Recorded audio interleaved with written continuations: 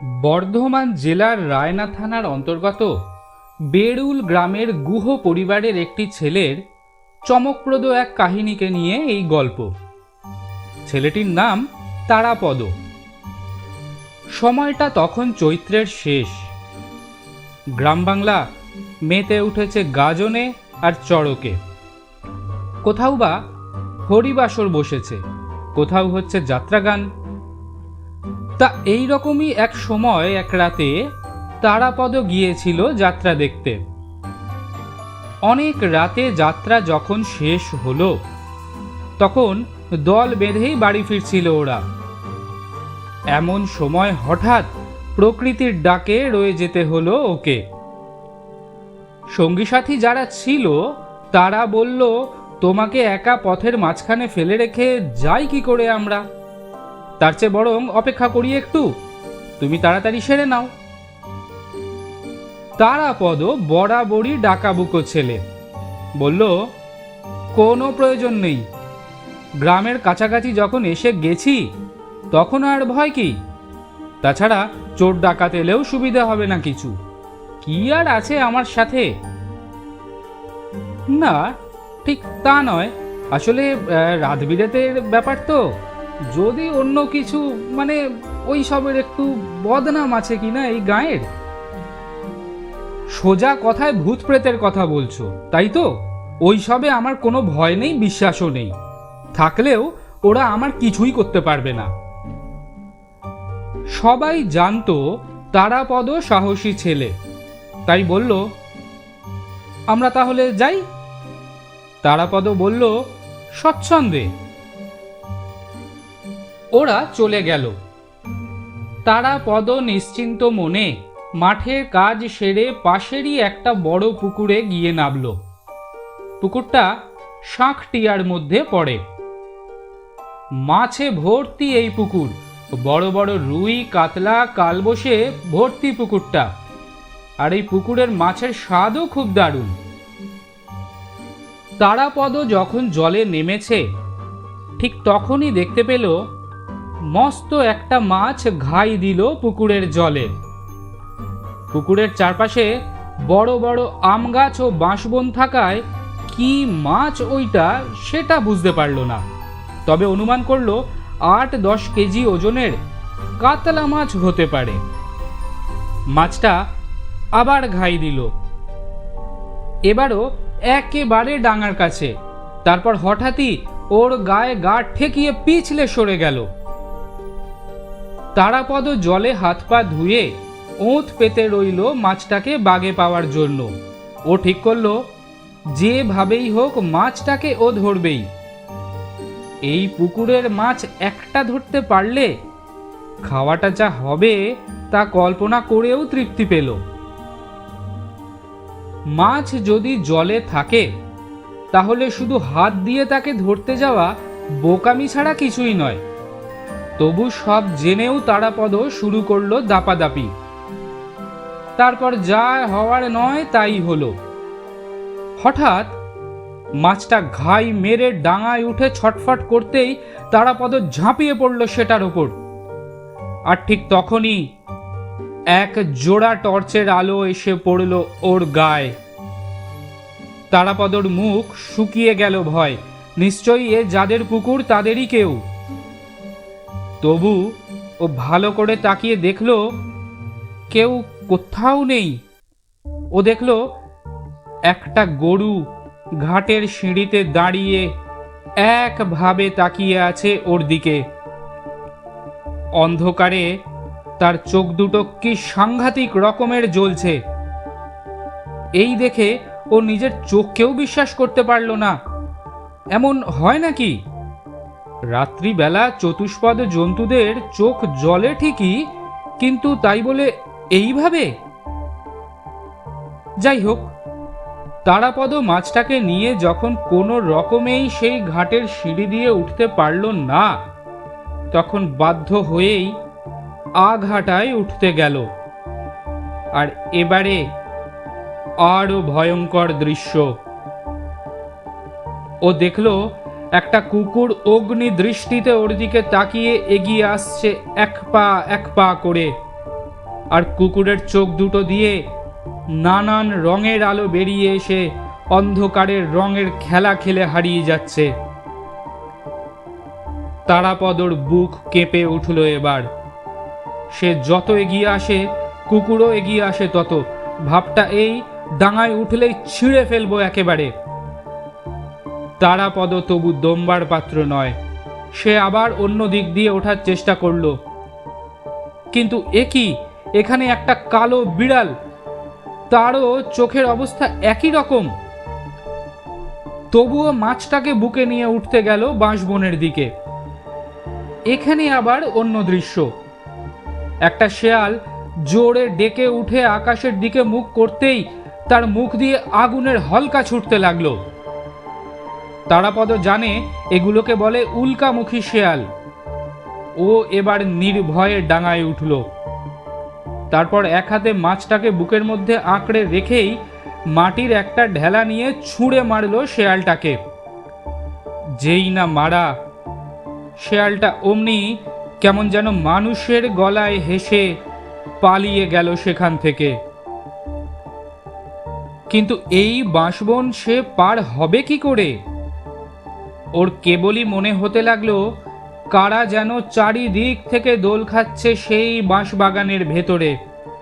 কেউ যেন ওর কানের পাশ দিয়েই শোঁ শোঁ করে বেরিয়ে যাচ্ছে। এবার দারুণ ভয় পেয়ে গেল তারাপদ। ও বুঝতে পারল সে কখনো যা বিশ্বাস করত না তা বিশ্বাস না করে আর উপায় নেই। সত্যি সত্যি সে আজ এই মুহূর্তে ভূতের পাল্লায় পড়ে গেছে। যখন মনের অবস্থা ঠিক এই রকম, তখনই তারাপদ দেখতে পেল একজন বয়স্ক মানুষ লণ্ঠন হাতে বাঁশ বাগানের ভেতর থেকে বেরিয়ে আসছেন। কিন্তু এই রাতবিরেতে বাঁশবনের ভেতরে কেন? ওরও কি ভূতের ভয় নেই, অথবা সাপখোপের? তারাপদ চেঁচিয়ে ডাকলো তাকে, এই যে শুনছেন? মানুষটি কোনো সাড়া শব্দ না দিয়েই চলতে লাগলেন। কালা নাকি? শুনতে না পান, তবু একজন চলমান মানুষ তো। ও দ্রুত পা চালিয়ে ধরে ফেলল তাকে। তারাপদ কাছে গিয়ে বলল, আমি আনগুনোয় গিয়েছিলাম যাত্রা শুনতে, তারপর হঠাৎ প্রকৃতির ডাকে আটকে গিয়ে ভূতের পাল্লায় পড়ে যাই। আমাকে একটু দয়া করে বাঁশবনটা পার করে দেবেন? মানুষটি হ্যাঁ না কিছু না বলে একইভাবে পথ চলতে লাগলেন। চলছেন তো চলছেনই, বাঁশবন আর শেষ হয় না, পথও ফুরোয় না। তারাপদর অবস্থা তখন শোচনীয়। ইতিমধ্যে হঠাৎ সে দেখল তার বুকে যেটা আছে সেটা আসলে মাছের বদলে তার কঙ্কালটা। দেখা মাত্রই শিউরে উঠল সে। সঙ্গে সঙ্গে কাঁটা সার মাছটাকে ছুঁড়ে ফেলে দিল মাটিতে। মাছটা তখন আবার পূর্বরূপ ফিরে জীবন্ত হয়ে উঠে হঠাৎ ঘাই মেরে শূন্যে লাফিয়ে ছিটকে পড়ল পুকুরের জলে। তারাপদ দেখল এতক্ষণ ধরে এত হেঁটেও সে কিন্তু সেই পুকুর পাড়েই আছে। আর মাছটা জলে পড়তেই চলমান মানুষটি থমকে দাঁড়িয়ে লণ্ঠনটা আবার তুলে পুকুরের দিকে তাকিয়ে বললেন, যা, বেঁচে গেল ওটা। সেই আলোয় খুব কাছ থেকে লোকটির মুখের দিকে তাকিয়েই এবার শোচনীয় হয়ে উঠল তারাপদর অবস্থা। ওর শিরদাঁড়ার উপর দিয়ে যেন একটা ঠান্ডা স্রোত বয়ে গেল তখন। কাপা কাপা গলায় তারাপদ বলল, এ কি সিধু জেঠু, আপনি? চিনতে পেরেছিস তাহলে? আপনি এখানে কেন? ফ্যাস ফ্যাসে গলায় উত্তর এলো, এখানে ছাড়া কোথায় থাকবো বল? এই বাঁশবাগানেই তো আমাকে সাপে কামড়েছিল, এর পাশেই তো খালধারে পোড়ানো হয়েছিল আমাকে। সেই থেকে আমি তো এখানেই আছি। তারাপদ তখন প্রাণের দায়ে দিগ্বিদিক জ্ঞান শূন্য হয়ে ছুটছে। একসময় বাঁশবন পার হয়ে পীর বাবার থানের কাছে চলে এলো। অনেক আগে এখানে এক বৃদ্ধ ফকির থাকতেন। এখন তিনি নেই, তবে ভগ্ন স্থানটুকু আছে। কতগুলো পোড়া মাটির ঘোড়া আরও কি সব যেন এখনো পড়ে আছে। ও সেইখানে এসে হাঁফাতে লাগলো। এদিকে সেই গরু, কুকুর আর উল্কামুখী শেয়ালটা পিছু পিছু এসেছে ওর, আর নানান রকম ভাবে দেহটাকে ছোট বড় করে চোখের মণিতে আলোর খেলা দেখিয়ে ভয় দেখাচ্ছে। তারাপদ বুঝল এদের হাত থেকে আজ ওর কোনো রকমেই পরিত্রাণ নেই। তাই কাতরভাবে সেই পীর বাবার কাছে মাথা কুটে বলতে লাগলো, পীর বাবা গো, আমাকে রক্ষা করো। এই প্রেতের কবল থেকে তুমি না বাঁচালে কেউ আমাকে বাঁচাতে পারবে না। আমার শত অপরাধ ক্ষমা করো, তুমি আমাকে রক্ষা করো। বলার সঙ্গে সঙ্গে দেখা গেল এক অদ্ভুত ব্যাপার। কোথা থেকে যেন এক ঘোড়সওয়ার এসে হাজির হলো সেখানে। তার হাতে তীক্ষ্ণ তরবারি। সে এসেই বলল, কে ডাকে আমায়? কে তুই? আপনি কে? তুই কে আগে বল। আগে আমি তারাপদ, গুহদের বাড়ির ছেলে, বেড়ুল গ্রামে থাকি। আনগুনোয় যাত্রা শুনতে গিয়েছিলাম এমন সময়। আর ভয় নেই, আমি এসে গেছি। তারাপদর চোখের সামনে তখন এক ভয়ঙ্কর দৃশ্য। সেই ঘোড়সওয়ার রূপকথার রাজপুত্রের মতো ঝাঁপিয়ে পড়ল গরু, কুকুর আর শেয়ালের ওপর। গরুর আকৃতি তখন হাতির মতো বিশাল, কুকুরের চেহারা ঘোড়ার মতো, আর শেয়াল সে কখনো বাড়ে কখনো কমে। সে কি ভয়ানক যুদ্ধ! সেই যুদ্ধে কেউ কাউকেই পরাস্ত করতে পারে না। অবশেষে এক সময় হার মানতে হলো। গরু, কুকুর আর শেয়াল নিপাত গেল তিনজনেই। ঘোড়সওয়ারের আকৃতি তখন অন্যদের চেহারার সঙ্গে সামঞ্জস্য রেখে তাল গাছের মতো লম্বা।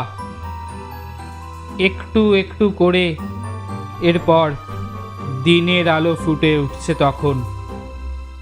রণক্লান্ত ঘোড়সওয়ার এক হাতে কপালের ঘাম মুছে বলল, আর কোনো ভয় নেই তোর, চলে যা, যা এবার। তারাপদ বিগলিত হয়ে বলল, আপনি কে? ওদিক থেকে উত্তর এলো, যা বলছি। সেই কণ্ঠস্বরে তারাপদ ভয় ভয় তাকালো ঘোড়সওয়ারের দিকে। আর কি আশ্চর্য, ওর চোখের সামনেই ভোরের আবঝা আলো অন্ধকারে একটু একটু করে মিলিয়ে গেল ঘোড়সওয়ার। তারাপদও ঘরে ফিরে এলো। তবে সেই থেকে সে আর কখনো রাত দুপুরে একা শাঁখ টিয়া দিয়ে যাওয়া আসার চেষ্টাও করেনি। নমস্কার শ্রোতা বন্ধু, এই ছিল গল্পের আসরের আজকের নিবেদন। কেমন লাগলো জানাবেন। ভালো লাগলে লাইক করুন, বন্ধুদের মাঝে শেয়ার করুন, এবং গল্পের আসরে নতুন হলে অনুগ্রহ করে সাবস্ক্রাইব করুন। আবার খুব শিগগিরই দেখা হবে। ভালো থাকবেন। নমস্কার।